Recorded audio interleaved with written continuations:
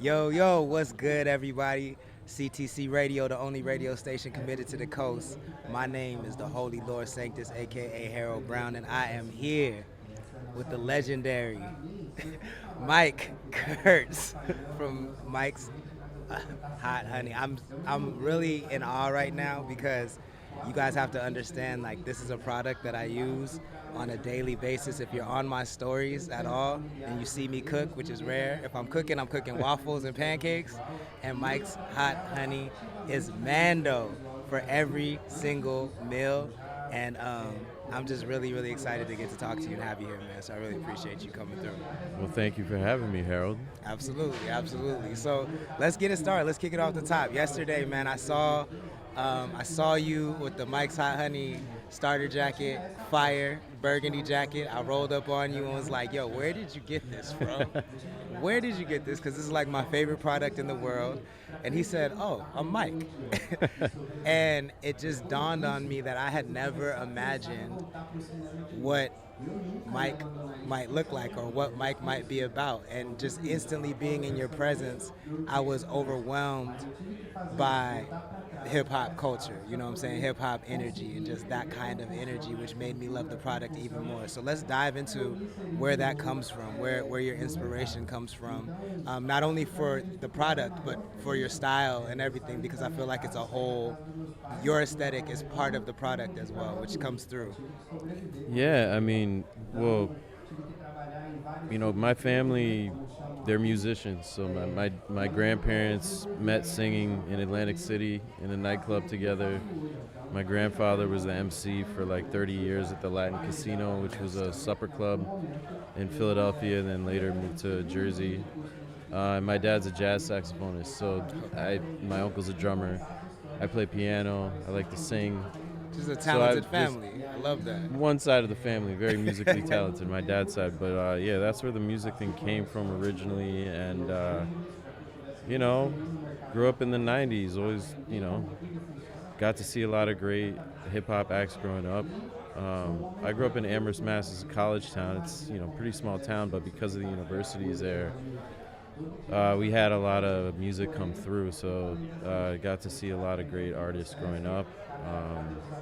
And yeah, I mean, the inspiration for the product comes from Brazil, where my parents met originally in the 1960s, and I lived there when I was a junior in college. I studied in Bahia, in northeastern Brazil, and on a weekend trip to a small town, I found a pizzeria that had jars of honey with chili peppers for drizzling on the pizza. So that's where the inspiration for the product came from. Okay. And I started experimenting with honey chili pepper infusions in my college apartment 20 years ago. Wow. And then I moved to New York. I grew up a couple hours north of the city. I moved to New York, started a career in the music business. I caught the very tail end of the golden age of the music business, so people are still buying CDs. Okay. If your listeners know what that is. Right. And, caught the tail end of that. And I think part of the music business teaches you, like, you really got to hustle. And so I try to carry that over into the honey business. I mean, to work in music, it takes a lot of energy, a lot of effort. You got to stay outside, you got to network, you got to meet people, got to be willing to put yourself out there. And so I've tried to transfer that sort of mentality to what I do in the food business. And quite honestly, I'm grateful to be selling something that can't be downloaded from the internet for free. Right. That is like a true commodity. 100%. It's difficult to quantify the value of music these days. It's only intrinsic. It's really an abstract thing. Yeah. Like a commodity like honey is a little bit different, but yeah. For me, hip hop is a big part of my life. Growing up in the '90s, I got to see De La Soul, Tribe Called Quest. I got to see The Roots, Wu-Tang, Smith and Wesson, Helter Skelter. Like a lot of great artists from that era, and so I always hold on to that. I love that. I mean, and your career sounds so dynamic that we can go so many different directions. But I definitely want to understand more, like, when you saw the hot honey chili in Brazil, were you already making your own condiments, your own products, or like what was the spark that said, hey, I can do this, I want to play around with this? No, so my friend's family growing up owned a pizzeria, and so I was always into pizza, and I was always into spicy food, so I tasted the combination of chili peppers and honey on pizza, and it just kind of blew my mind. I'd never tasted anything quite like it. Chili peppers and honey are two of nature's most magical things. I mean, they're very unique, and the combination of the two was very dynamic for me, and then in combination with pizza, the savory notes of pizza was like the perfect pairing. So I just couldn't shake the feeling about that, and it just started experimenting with honey chili pepper infusions because I wanted my friends and family to be able to experience that without having to go all the way to Brazil. Wow. And it's not a Brazilian thing. It's not something you would find in Brazil commonly. The man that owned the pizzeria where this all started is Swiss, actually. So it's really not like a thing you would commonly see in Brazil. It's just kind of like an anomaly. I love the fact that you took your experience and figured out how to share that in a way that was meaningful to you with the people that you love. I think that's something huge. There's something huge there. But I also think that what stands out to me is that you're an outlier, right? And like, so as an outlier, it comes with, when you're the first to do something, there's no playbook, is basically what I'm saying. And so how have you been received as a hip-hop, a cultural figure in a non-traditionally, like in a space that's definitely non-traditionally not hip-hop, you know what I'm saying? It's traditionally Right. not hip-hop is what I mean.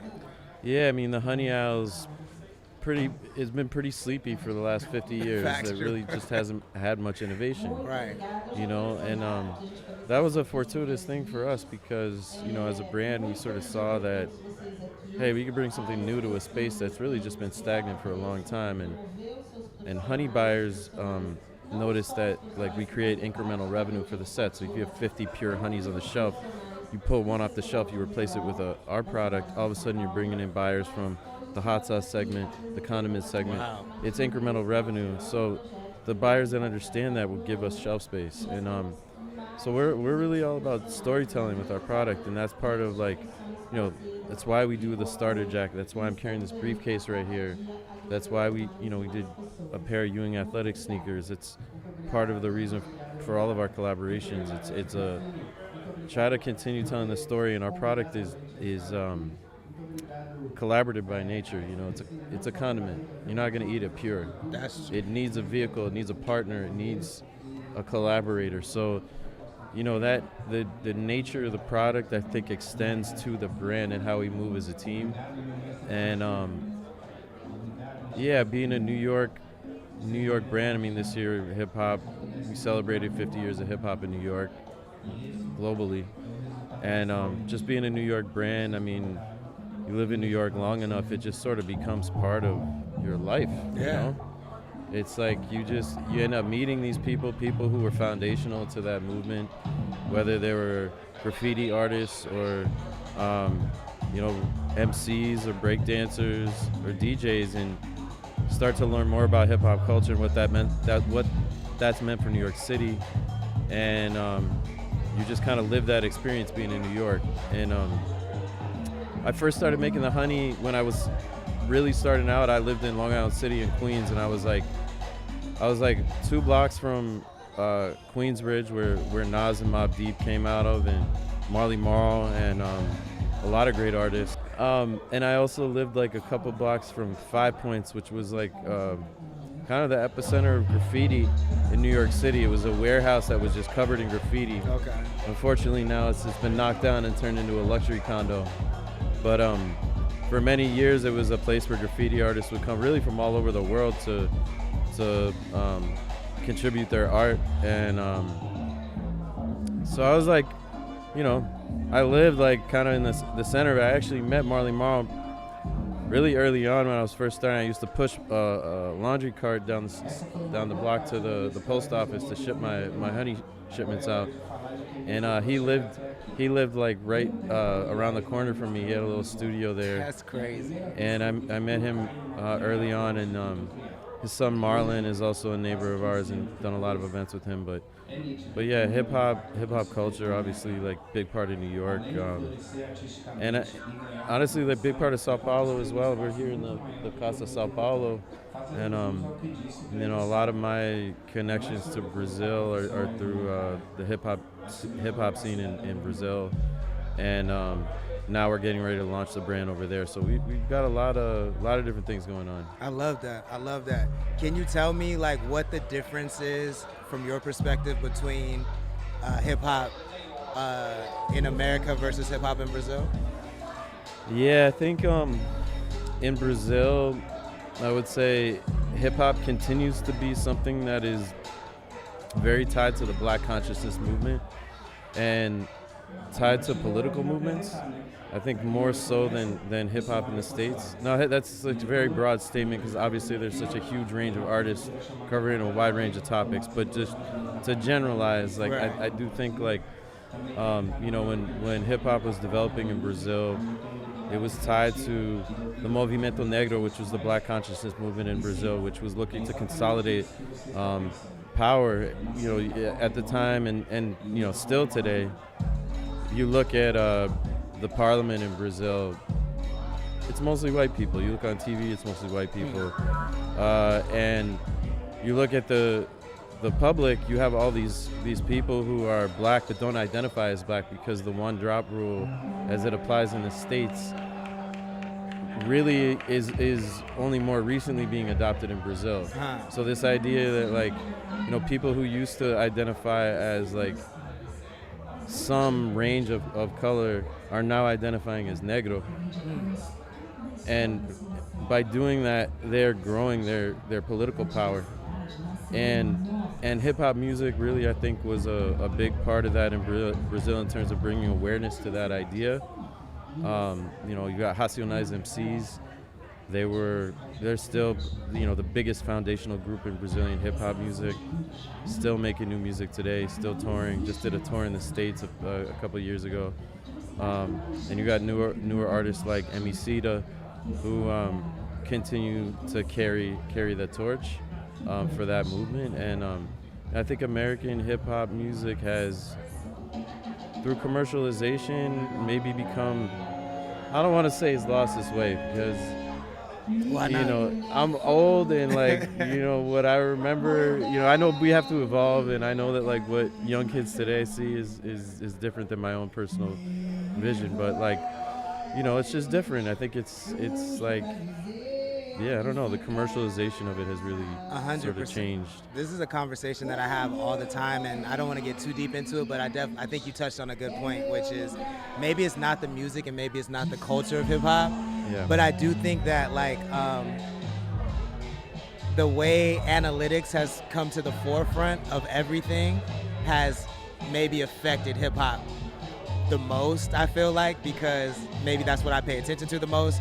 But when the goal transitions from just doing dope art and hoping that dope art brings you attention to attention being the goal, then people will do anything for that attention, and that kind of leaves us in the space that we're at now.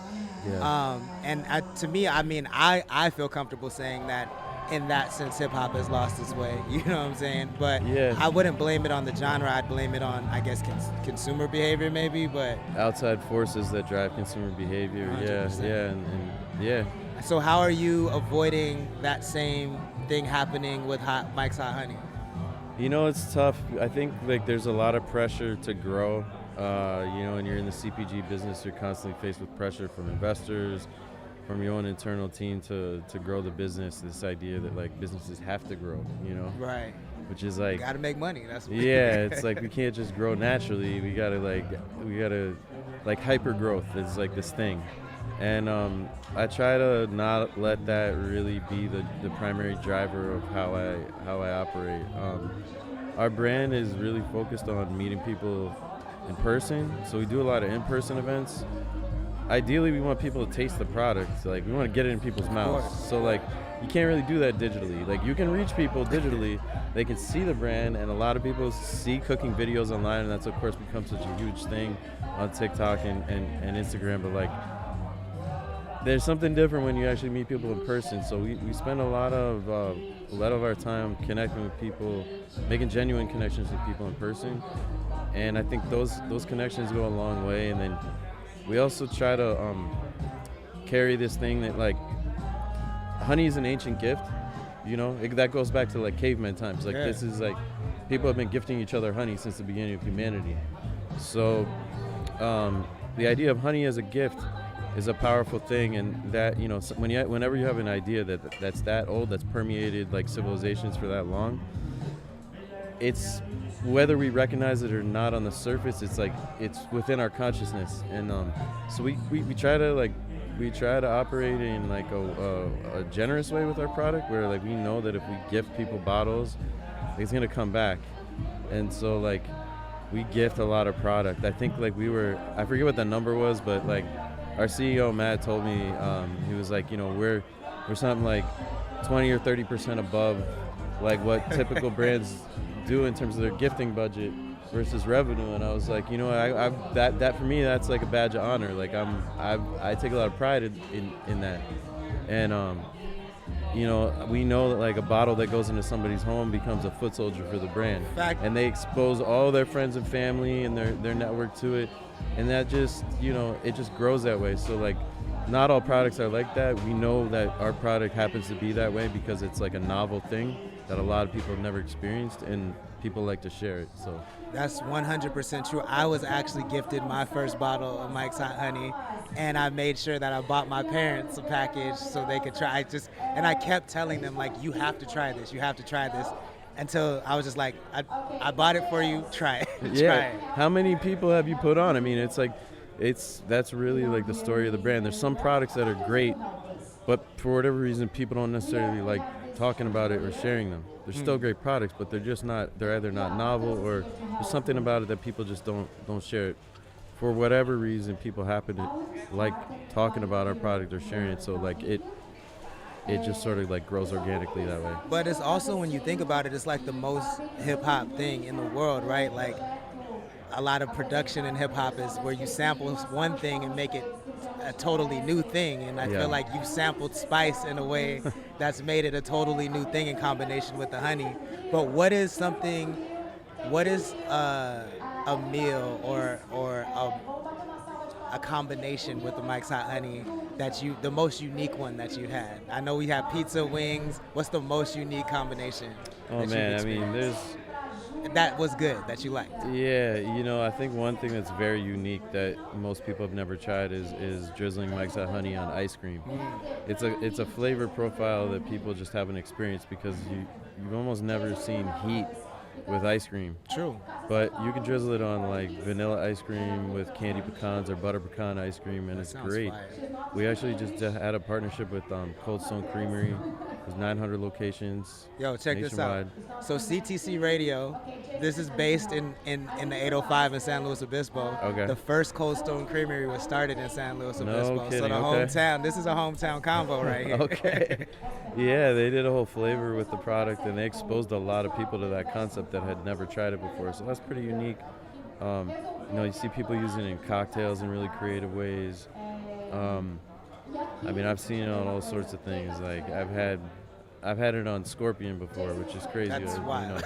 I know a man who's involved in the edible insect space. Okay. And I was unfortunately subjected to having to try that at one point. But yeah, there's a lot of things, and the sampling thing is funny. I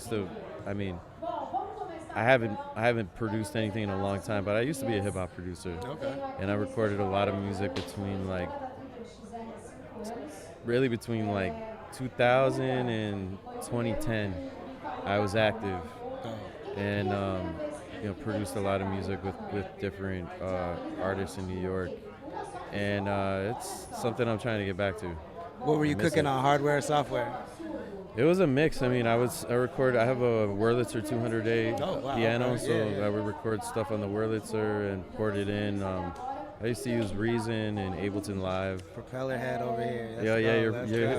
You're a propeller head. Yeah. That's where I started. Actually, I started in Reason, and kind of just like, I had a bunch of synthesizers, MIDI synths, But I'd also incorporate different hand percussion. I had a lot of percussion instruments from Brazil.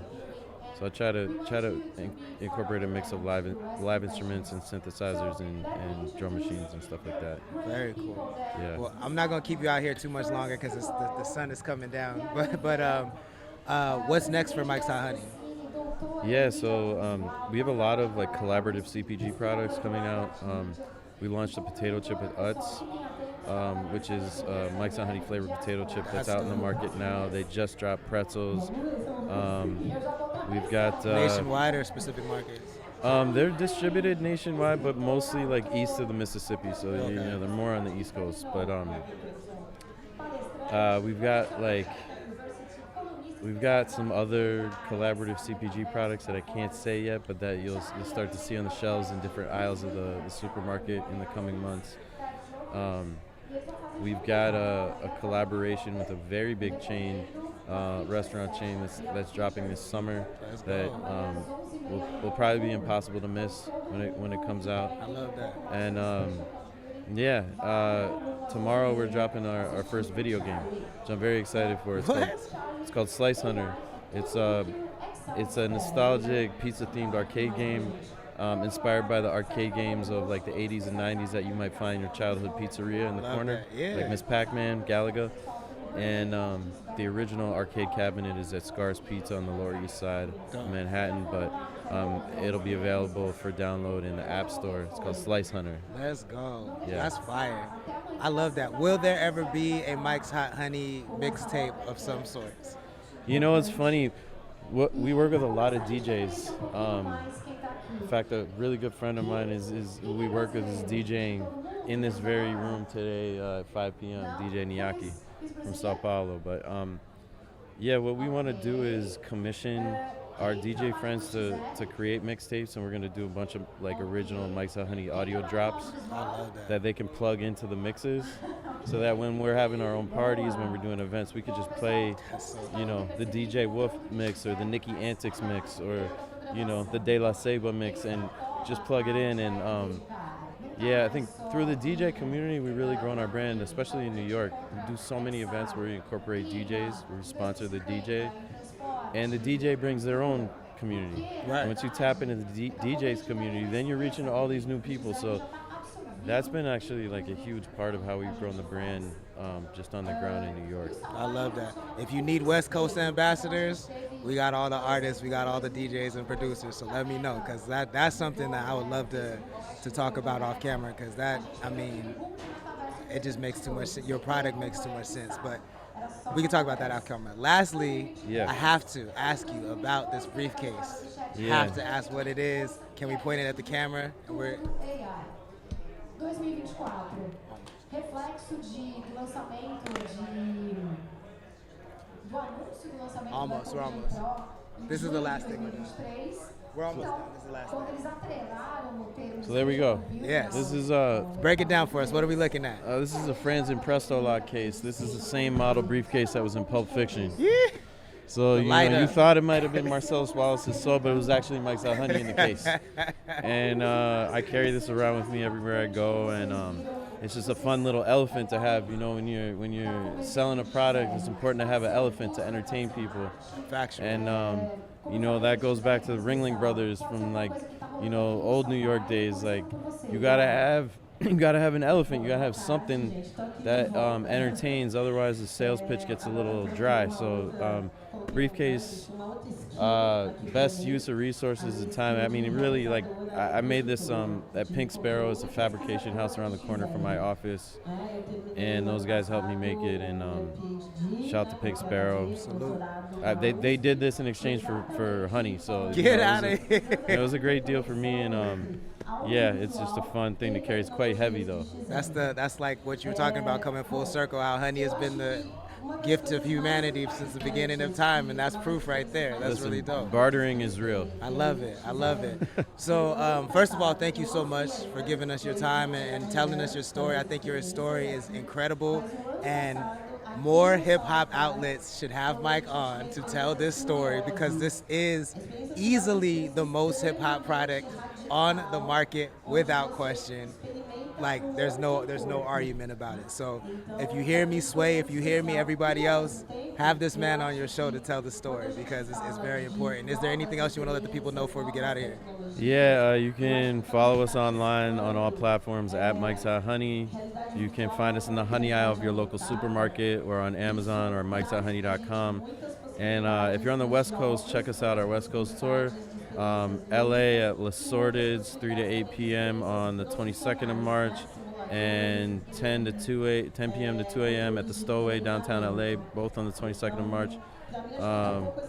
The 23rd of March, the evening at Tribute Pizza in San Diego, and on the 24th, Aruba in Tijuana. Let's go. If you're out in any of those cities, come check us out. Pull up. You heard it from the man himself. Mike, thank you so much. We appreciate your time. Harold, thank you. Enjoy the rest of your South by. All right. Yes, sir. You We too. out of here.